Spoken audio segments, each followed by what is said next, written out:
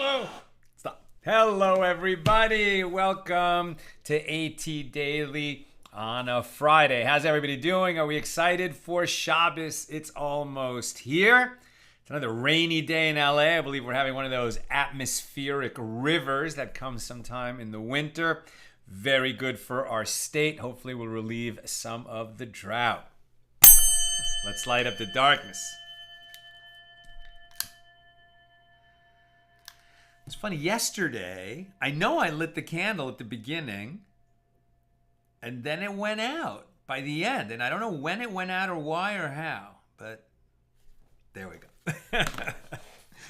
Very good. That's our wisdom candle. Who's in the house as we get together to do some learning on a Friday? Nancy, still at work. I'll catch the replay later. Bella in Florida. Shandora in the Bronx. Yehudit in South Carolina. Peggy in Colorado.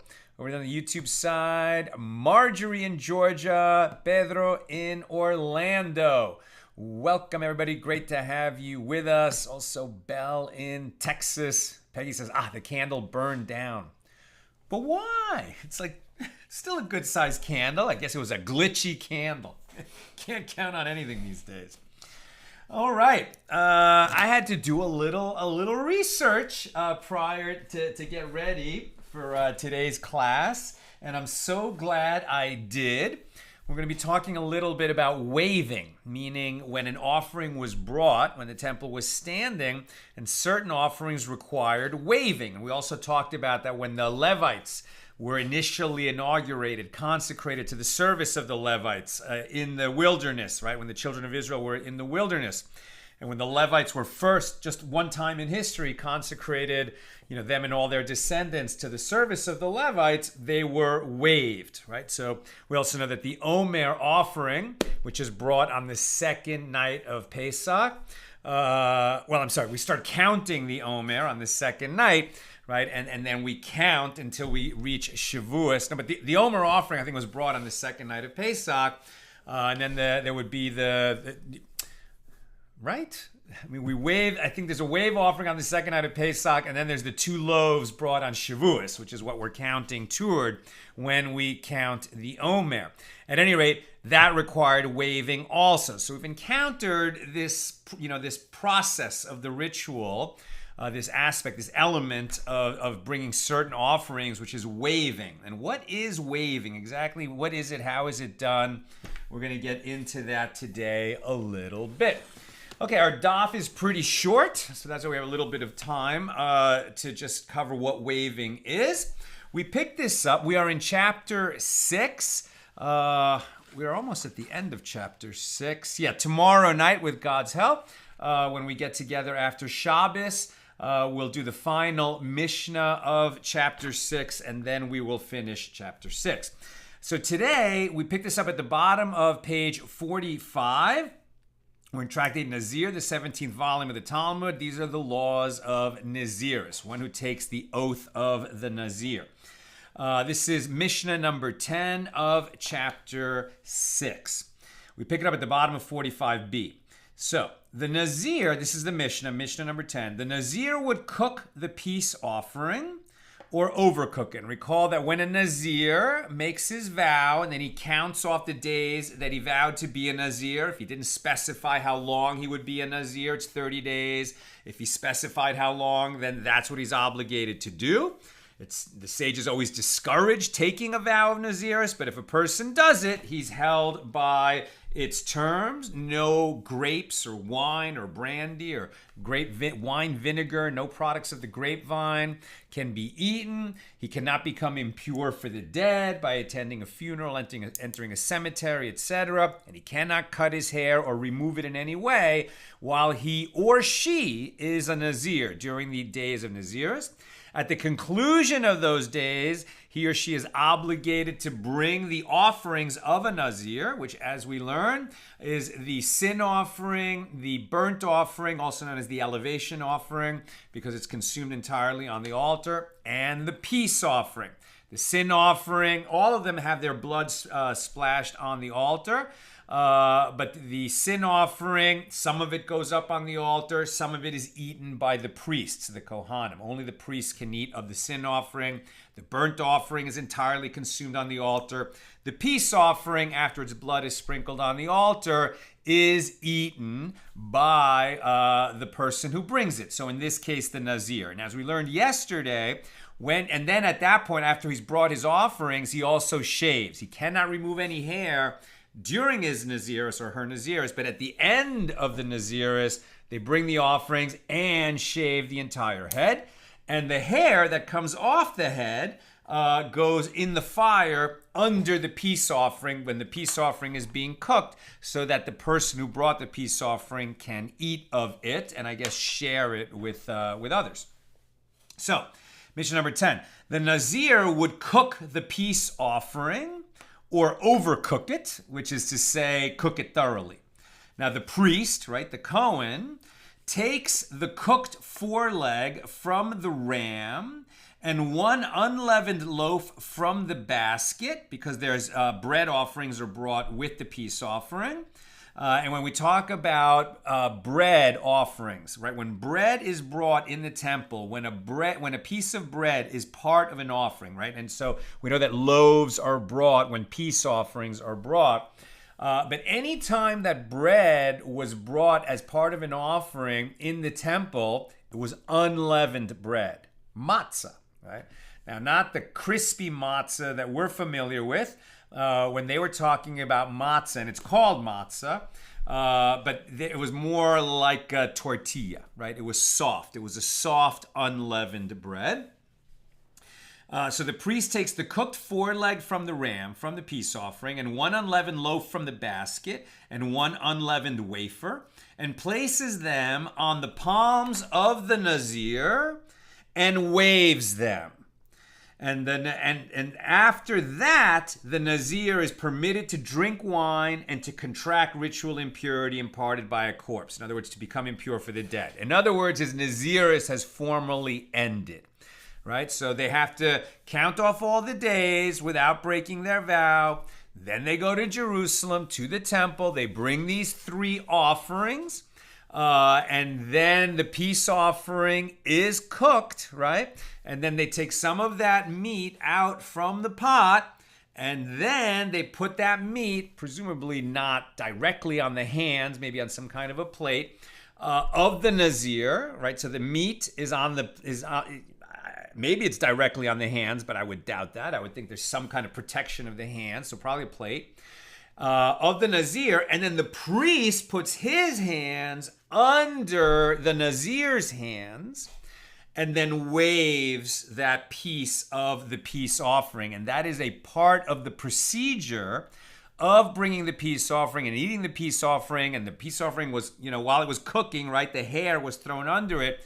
And after all these steps have been taken, that is when the Nazir has formally concluded the Nazirus and becomes allowed again to drink wine and to become impure for the dead and to remove their hair. But they don't have any hair right now. But once it grows back, right, they could cut their hair. They're no longer the person is no longer Nazir. So is it indispensable to do the waving? As we saw, we've already had a discussion. Is it indispensable to do the shaving and to do the shaving after the sin offering or later than that? Which steps are absolutely indispensable to the process and which ones are not? That's going to be the subject of this discussion. Excuse me.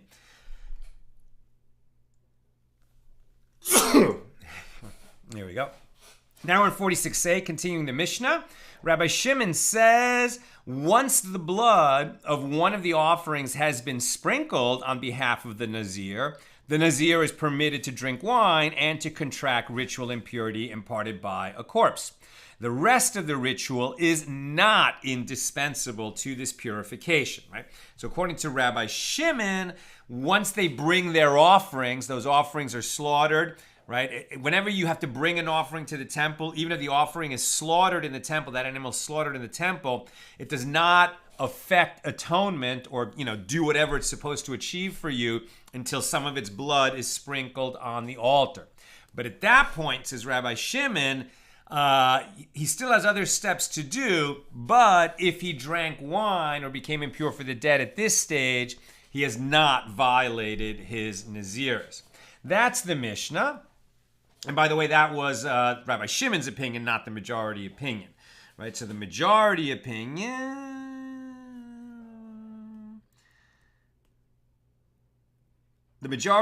seems to be that only after he does the waving with the priest can he, can he start drinking wine again.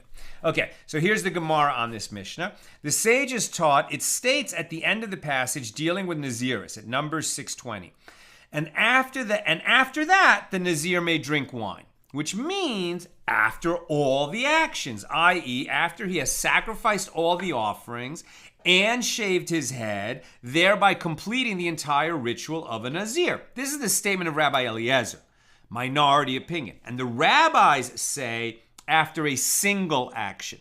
He may drink wine after sacrificing one offering, even if he has yet to shave, as shaving is not indispensable for being permitted to drink wine. Again, to start drinking wine again, meaning that his nazirus is concluded.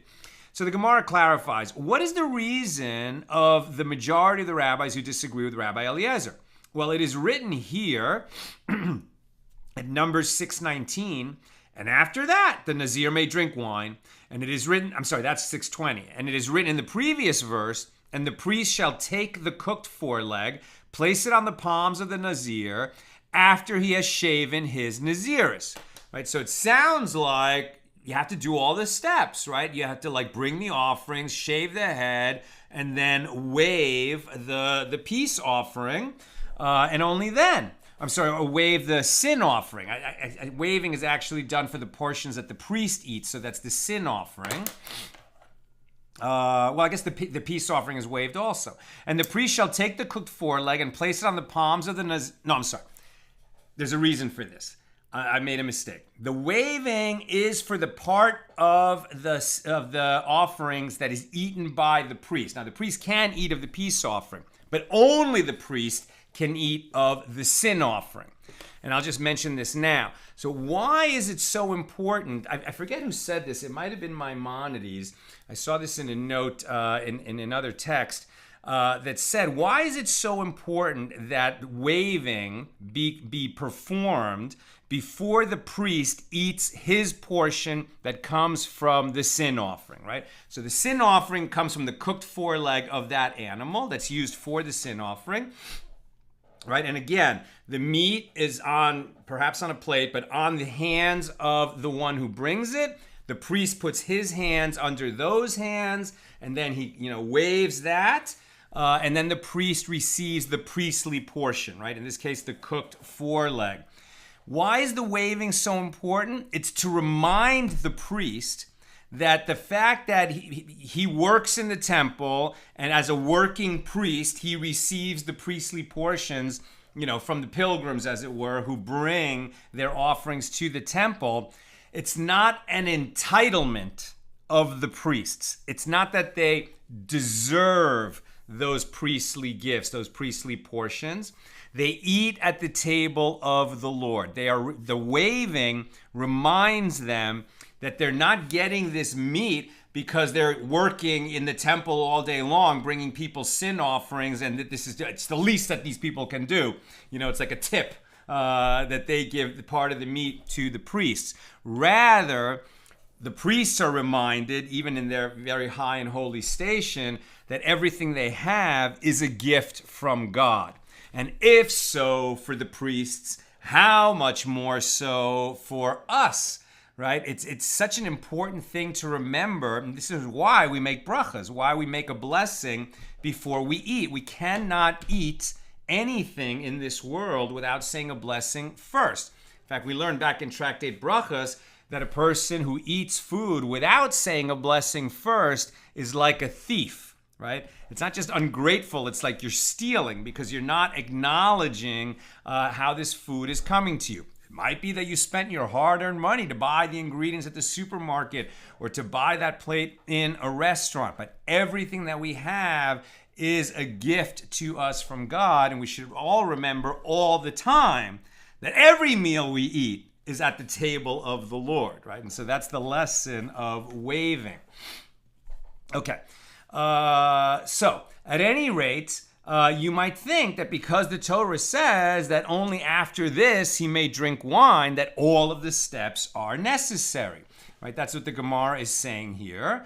So this is the statement of Rabbi Eliezer. And the rabbis say that even after a single action. So the Gemara clarifies, what is the reason of the rabbis? It is written here, and after that the Nazir may drink wine. And it is written there in the previous verse, 6:19, and the priest shall take the cooked foreleg and place it on the palms of the Nazir after he has shaven his nazirus. So it is derived by verbal analogy, just as there the term after means after a single action, meaning shaving. Here too the term after means after a single action, like sacrificing one of the three offerings.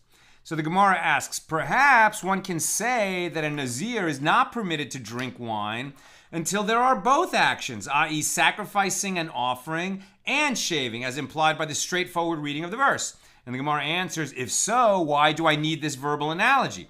It must be teaching that a Nazir can drink wine after the performance of a single action.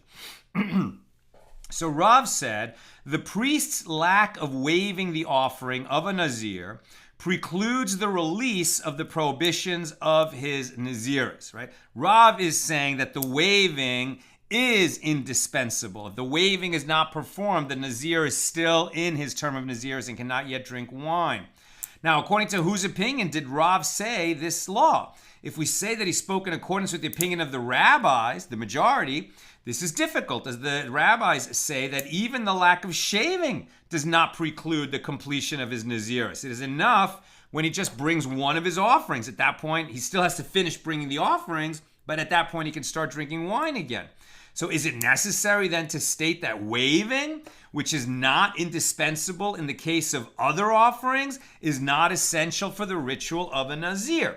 Right? When other sin offerings are brought, waving is part of it, but the sin offering affects atonement for the one bringing that offering as soon as its blood is sprinkled on the altar. So if for some reason the process got interrupted and the waving never happened, the one bringing a sin offering still has affected his atonement. So in this case, how can you say that if waving generally is not an indispensable part of the process, why should waving be an indispensable part of the Nazir's process? That's the challenge to Rav, who says that, yes, it is indispensable. The Nazir cannot start drinking wine until every step has been completed, including the priest waving the hands containing the priestly portion on top of the hands of the Nazir. So rather, will you say that Rav's opinion is in accordance with the opinion of Rabbi Eliezer, who permits a Nazir to drink wine only after he has completed the entire ritual? Well, this is obvious. Didn't Rabbi Eliezer say that he is permitted to drink wine only after all the actions are completed? So it must be that Rav is in accordance with Rabbi Eliezer. Why do we need to say this?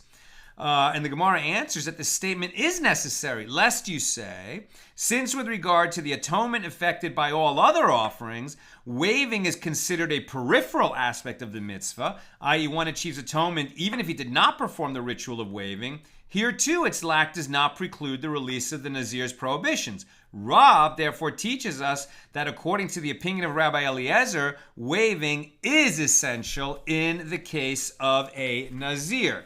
This is a minority opinion. Says the halacha, with the halachic note here in the Koran Talmud, even if the priest did not place the items on the Nazir's palms and did not wave them, this requirement is peripheral to the mitzvah, meaning it is not essential to the ritual. Consequently, the Nazir is no longer bound by the prohibitions of nazirus as soon as the blood of one of his offerings has been sprinkled. He could start drinking wine again, but that doesn't mean he could just, neglect the rest of the process. He still has to do that. It is a mitzvah to do it. It is a commandment that he complete all the rituals of the conclusion of nazirus, meaning bringing all three offerings, shaving his head, and doing the waving. Now we're on 46b. Now the Gemara raises a difficulty against Rabbi Eliezer's opinion. And does the lack of waving preclude the performance of the purification ritual of a Nazir? Meaning, it's heading now toward the majority opinion, which became the law. But here, where it's showing why Rabbi Eliezer is wrong to say that the waving must be performed before the Nazir can start drinking wine again. But isn't it taught in a baraisa? This is Tosefta 1:5. The inclusive phrase, "This is the law of the Nazir," at the conclusion of this section in the Torah, so that's Numbers 6:21, teaches that all Nazirim are bound by the same law, whether the Nazir has palms or whether he does not have palms. Since one who is lacking palms certainly cannot wave, this indicates that waving is not essential. So here we have an interesting situation, right? It's almost like, the question that's being asked here, maybe at least 1,500 years ago, maybe as much as 2,000 years ago, is people with disabilities, right? So if part of the process is that, for the Nazir's ritual to be complete, that he has to put out his hands and have the priestly portion on his hands, and the priest puts his hands underneath the Nazir's hands to do the waving. Well, what if a person lost his hands? What if he never had hands? Or what if, there was an accident or a bandit cut his hands off, God forbid? If for whatever reason the Nazir lacks hands, then what? If waving is an essential part of completing the rituals of nazirus, what are we going to do with a person that does not have hands? Are we going to say that, well, in his case, he did everything else that he could do, and the waving is just not possible, and so, he's done what he could do and he's completed his nazirus? Or are we going to say that, well, if waving, according to the opinion of Rabbi Eliezer, is an indispensable part of the process, and a person doesn't have hands, that person can never complete his nazirus? It would be like somebody who vowed to be a nazir, and then the temple was destroyed, and so he cannot bring his offerings to the temple, and so he's going to be a nazir forever. Now, we saw that actually happened to people who became nazirim near the end of the Second Temple period, and then what did they do? The temple was destroyed, and they could not complete their nazirus. And then the sages nullified the vow. They found an opening, and so perhaps they could have said to this person with no hands, or who lost his hands while he was a nazir, had you known that it was that you would not be able to complete your nazirus because you lack hands, or because it was a possibility you would lose your hands, would you have vowed to become a nazir? Then perhaps the sages can nullify his vow, and that's his way out of being a nazir. But there would not be a standard way out if waving is essential. So that's the question that's being asked here. Now, the Gemara refutes this as a proof that Rabbi Eliezer is right. But what about that which is taught in a similar baraisa? This is the law of the Nazir. Whether he has hair or whether he does not have hair, so too will you explain that lack of shaving does not preclude the ritual in the case of one who has no hair. So if, for example, a Nazir, it's called alopecia, right? I believe that's the condition where a person has no hair on their head. It's not that they just choose to shave their head every day. They have no hair. So if shaving is an essential part of completing one's nazirus, as we saw, it's not. As soon as they bring their one offering and its blood is sprinkled on the altar, their nazirus is completed. They still have to bring the other offerings, but at that point, they can start drinking wine again. However, if, according to a different opinion, we see that shaving is essential and he cannot start drinking wine again until he shaves, but this person has no hair, then is that person stuck, according to that opinion, and he can never complete his nazirus because he cannot shave? As we'll see, that is the opinion of Beis Shammai and of Rabbi Eliezer, but is not the opinion of Beis Hillel and of the majority. So the majority will say, if a person has no hair, okay, so then they cannot shave, but they would shave if they could, so they're not going to be precluded from concluding their nazirus. But let's read how it's stated here. So will you explain that the lack of shaving does not preclude the ritual in the case of one who has no hair? But isn't it taught in a baraisa, Tosefta 1:6, with regard to an entirely bald Nazir who cannot shave his hair with a razor as required, Beis Shammai say he need not pass a razor over his head, and Beis Hillel say he must pass a razor over his head. Now, how do we read that? Beis Shammai say he need not pass a razor over his head, and Beis Hillel say he must pass a razor over his head. One way to read that is Beis Shammai say, okay, well, he has no hair. He doesn't have to pass the razor over his head, and he just ends his nazirus without shaving.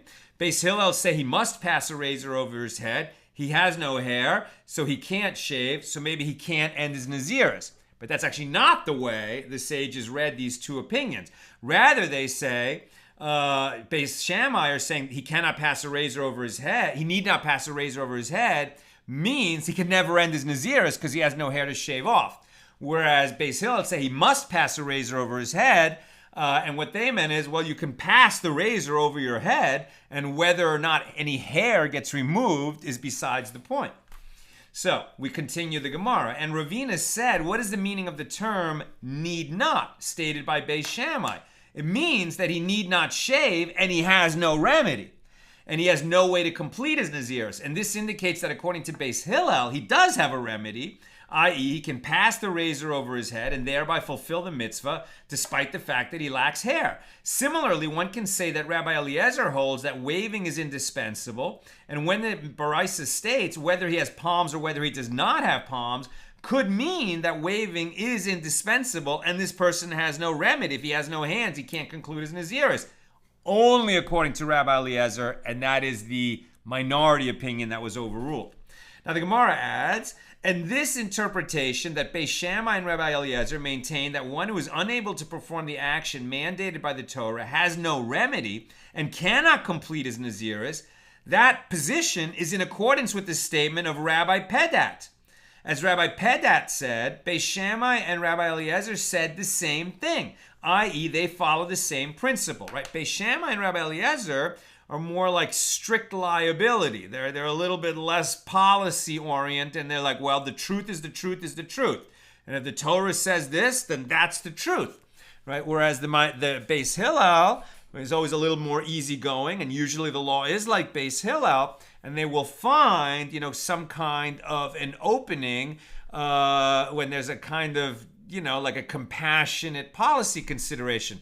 Now, that's not to say that we can create such openings, right? In all these areas, the law was defined, and we follow Beis Hillel, and we can't create new halachas, right? The only time that new laws are created is when there's a brand new question that hasn't existed before, and then the sages of the generation will look at it. But it's not for you and me, or even the average rabbi, to create new halachas. I mean, that's just, the gedolim, right? The honored ones, the top elders and sages of a generation. And if the question's already been answered in the past, then we have the law and we don't make new laws. Okay. So, to what statement of Rabbi Eliezer is Rabbi Pedat referring? As it is taught in a Baraisa. And now we're going to look at the law of the metzora to understand what is the situation, according to Rabbi Eliezer, of a Nazir who lacks palms, so he can't do the waving, or who lacks hair and he can't do the shaving. So they're going to look at the law of the metzora. Now, we've talked about the metzora a bunch of times. This is a person who has tzara'as, right? So he's stricken with, this disease does not exist anymore. It's a physical manifestation of a spiritual malady. It really stopped existing when the temple was destroyed, which was a kindness from God. Because when somebody has tzara'as, they have to, sort of isolate themselves from the community. Usually the disease would come to a person that had somehow committed lashon hara, right, like gossiping, bad use of the tongue, bad use of speech. And then blotches would appear on their skin, and it didn't become tzara'as until a priest came and said, that is tzara'as. Until then, he's not a metzora. But once a priest says, yes, you have tzara'as, then the person becomes a metzora. At that point, he has to go through a purification ritual, which includes bringing offerings to the temple. Now, part of his purification ritual and bringing offerings to the temple is that certain, I believe it's blood and oil, some blood from the offering and some oil from his meal offering would be kind of placed on certain body parts. Okay, I think it's like the ear, the thumb, and the toe. Well, what if a person lacks thumbs? Or what if a person lacks toes? Right? So here we go. To what statement of Rabbi Eliezer was Rabbi Pedat referring? As it is taught in a Baraisa, a metzora who does not have a thumb or a big toe, upon both of which he must place the blood and oil of his purification ritual, see Leviticus 14:14. That person can never attain ritual purity from his tzaras. This is the statement of Rabbi Eliezer. Rabbi Shimon says the priest puts it on the spot of the missing thumb. Okay, you get as close to where his thumb would be and put the oil or the blood there. And the metzora thereby fulfills his obligation. The rabbis say, let him put it on the left thumb and thereby fulfill his obligation. According to instead of the right thumb. According to Rabbi Pedat, Rabbi Eliezer and Beis Shammai both maintain that if a ritual cannot be performed in the precise manner delineated by the Torah, then one cannot fulfill his obligation and he has no remedy. And this is one version of the discussion. Interestingly, although the halacha is, like the majority who disagree with Eliezer and Beis Shammai, when it comes to the waving of one who has no palms or the shaving of one who has no hair, when we talk about the metzora, which, by the way, is not like an oath that can be nullified by the sages. It's something that happens to you. Maybe you brought it on yourself, but you didn't choose it. And then you become a metzora, then you go through the purification, and then part of that purification is that, some blood from the offering, oil, gets smeared on your thumb and big toe. But what's the law? Metzora, who is missing his right thumb, the big toe of his right foot, or his right ear, that's the three places, can never be ritually purified, in accordance with the opinion of Rabbi Eliezer. It's a kind of shocking outcome of the law. I don't know why it came out that way. I don't know what happened to a metzora, who lacked those body parts and could not be purified. I just don't know. It sounds horrible. It sounds terrible. So I don't know what happened, but, thank God that God did away with tzaras, so it's no longer an issue. Okay. Where are we? Okay, so the Gemara cites another version of the same discussion, right? And it's just going to say it a different way that Rav said, what Rabbi Eliezer said. So some say that the way this discussion went was that Rav said the priest's lack of waving of the offering of a Nazir precludes the release of the prohibitions of his nazirus, that the waving was necessary to conclude his nazirus. And the Gemara asks, well, according to whose opinion did Rav state this law? If we say that he spoke in accordance with the opinion of Rabbi Eliezer, isn't that obvious? Rabbi Eliezer also said the waving is necessary. So rather, you will say that Rav spoke in accordance with the opinion of the rabbis. But the rabbis said that waving is not necessary.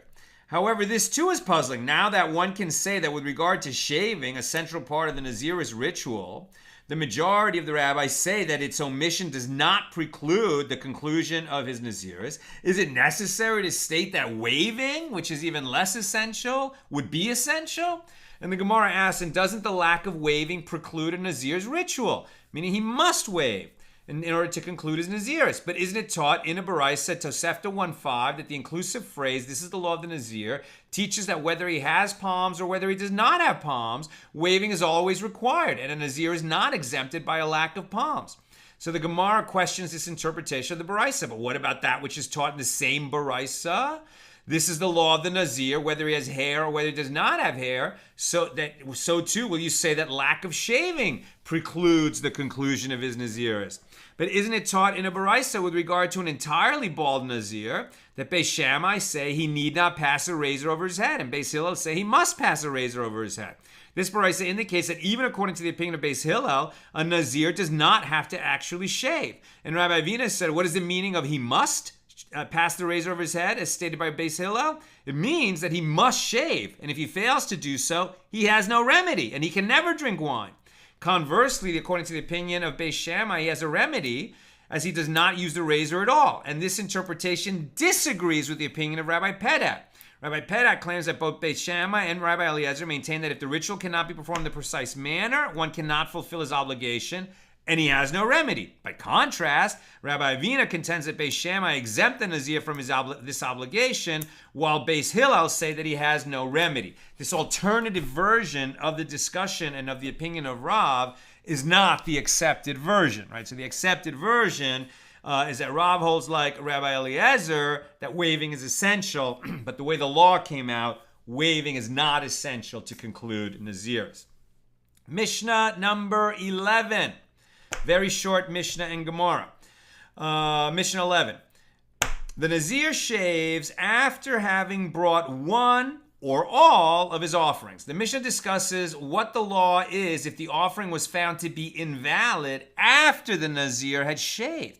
Right? He can only shave after he brings at least one of his offerings.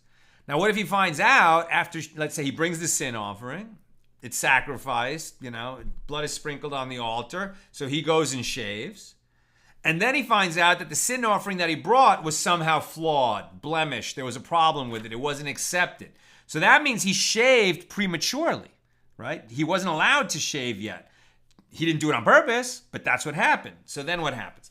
So if a Nazir shaved based upon the requisite offering, and afterward the offering was found to be invalid for any reason, his shaving is invalid, and his offerings do not count toward the fulfillment of his obligations.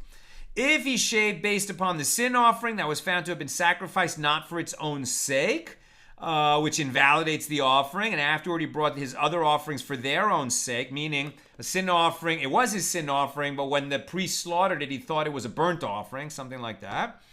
So in that case, his shaving is invalid, and even his other offerings, which were sacrificed as proper offerings, the burnt offering is a burnt offering, the peace offering is a peace offering, but it followed a sin offering, which was not sacrificed as a sin offering, everything is invalidated. He's going to have to go through the whole procedure over again. And not only that, since he shaved prematurely before he brought his offering, he's going to have to add another 30 days of nazirus and then bring his offerings, proper offerings, and shave. It's a big penalty if the offerings are offered improperly.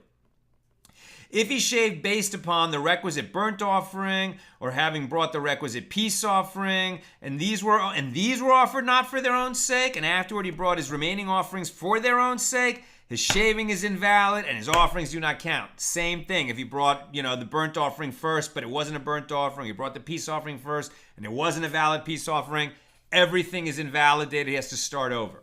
Rabbi Shimon says, in the case of one who shaved based upon a burnt offering or a peace offering that was sacrificed not for its own sake, that offering, which was performed incorrectly, does not count toward the fulfillment of his obligation. However, his other offerings do count.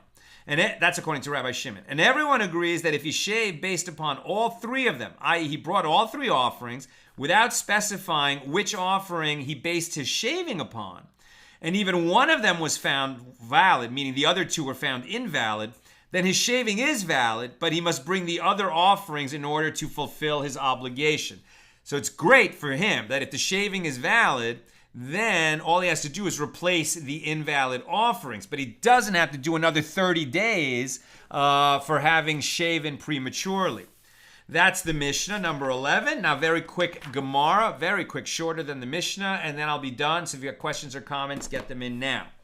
Gemara on Mishnah 11. Rav Ada bar Ahava said, that is to say, that Rabbi Shimon maintains that a Nazir who shaved based upon voluntary peace offerings has fulfilled his obligation, right? We said that the correct procedure is he brings the sin offering, then he shaves, then he brings the burnt offering, the peace offering.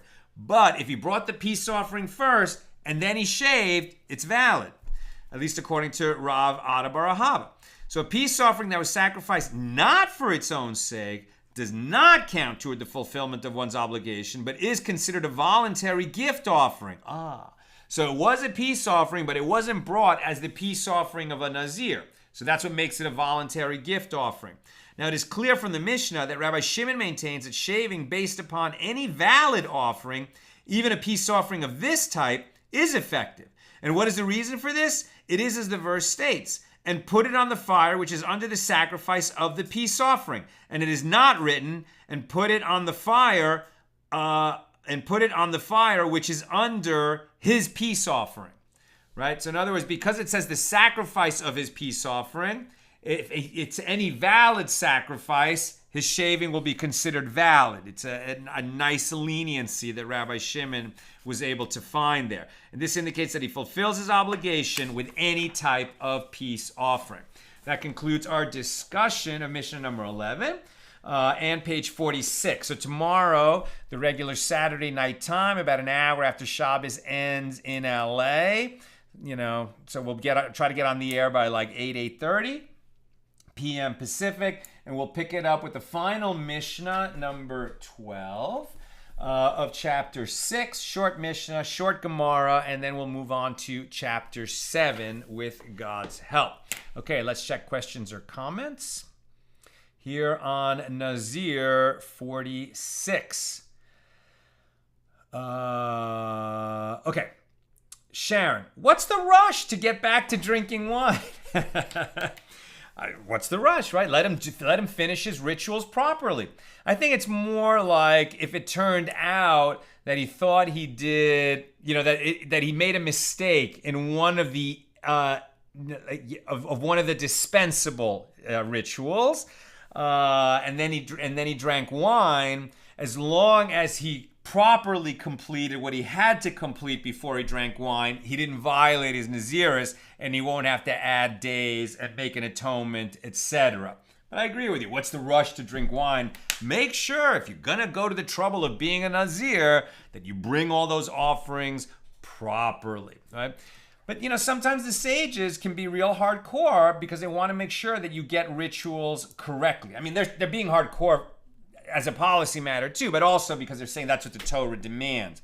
But I just happen to notice in the prayer book, that during the days between Rosh Hashanah and Yom Kippur, so there's a special little language change in one of the early verses of the Shemona Esrei, the prayer that we say 3 times a day, the 18 blessings. And you have to make a little change for that week between Rosh Hashanah and Yom Kippur. And if you forgot to make that change, you have to repeat the whole Amida. You have to go back and say the whole thing over again. It's a 5-minute prayer. It's not like you have to count 30 days of being a Nazir. But they're saying to you, be mindful, take the time, do it right. Why did you become a Nazir? Because you wanted to be held to a higher level of sanctity. Okay, well then don't be careless when you're bringing the offerings at the conclusion of Nazirus.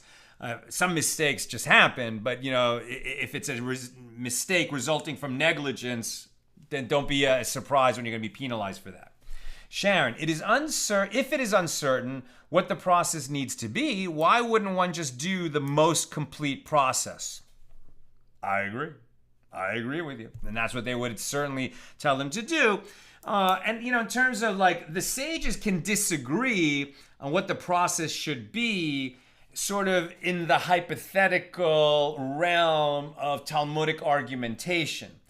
I'm sure that when the temple was standing and a Nazir came to the temple to bring his offerings, he would go to the priestly concierge, as it were, and say, I'm a Nazir, I'm bringing my offerings, please direct me. Or I'm a Nazir, I'm bringing my offerings. And the priest would say, okay, you go over there, you do this, you do this, you do that. I mean, there was an accepted way that people would be run through the process. I mean, the temple was so busy. There were so many people in the nation bringing these kinds of offerings. Even though Nazirus was discouraged, it happened at least sometimes, right? So there had to be an orderly, systematic way, and hopefully that would take the error out of it. It's just that when the sages were, deriving what that procedure should be, that's when the argumentation went on. Joseph, if we had Tzaras today, almost everyone on social media would be unclean. Amen.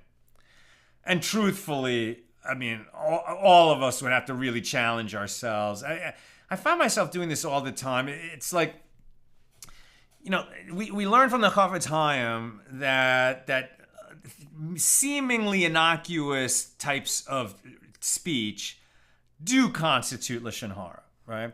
So basically, we're not supposed to be talking about other people, even to compliment, even to say positive things about them, because a discussion will lead to saying negative things about them, right? And so, like, I definitely watch myself and try never to be gossiping and, you know, being a talebearer and talk about, ooh, did you hear that so-and-so did this and that? You know, I wouldn't do that. But it's the most common thing that when you're seeing a friend you haven't seen in a while, and I just heard myself saying this the other day, and I was like, why did I do that? But you see a friend you haven't seen in a while, and then you say to them, hey, have you heard from so-and-so, you know, our mutual friend?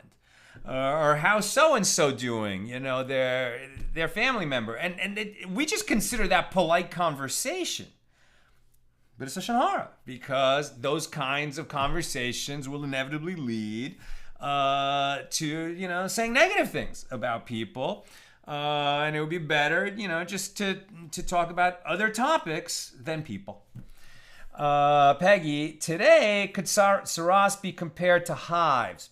I don't know. I don't know what it was like. I mean, there's definitely descriptions in the Torah, and you know, we'll be talking about saras when we get to that whole tractate of the Talmud.